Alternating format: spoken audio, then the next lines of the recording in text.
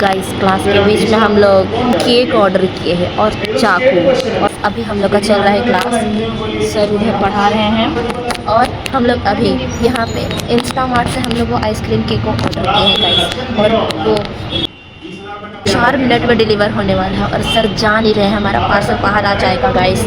हाथ में पैसा मिलने के बाद पैसा ही नहीं संभल रहा था गाइस, गिर जा रहा था हाथ से। गाइस देखो हमें पैसा मिल चुका है क्योंकि मैं बहुत खुश हूँ। हम लोग आइसक्रीम केक खाएंगे गाइस। देखो केक कितना छोटा सा। एक तो एक्सपेक्टेशन हमारा खराब, केक छोटू सा दिया है। ये हमें चाकू दिया है वहाँ ठीक है, लेकिन केक भी दिया है वो भी ठीक है, लेकिन हमें झोला क्यों नहीं दिया है। यहाँ पे वो वाला सीन हो गया था गाइस कि मंदिर खुला के नहीं, लोग कटोरे लेके खड़े हो गए हैं सब। चलो गाइस मानते हैं इंस्टामार्ट का झोला नहीं दिया, लेकिन ये केक खोलने पे ये क्या था। ये भाई बहुत खराब है, बहुत टाइट है ये। केक नहीं है, आइसक्रीम है। पहले बात मम्मी बने देंगे अभी। अरे यार इसका मुंह फूल गया। केक से मन नहीं भरा तो जलेबी भी खा लिया गाइस। अब बाय।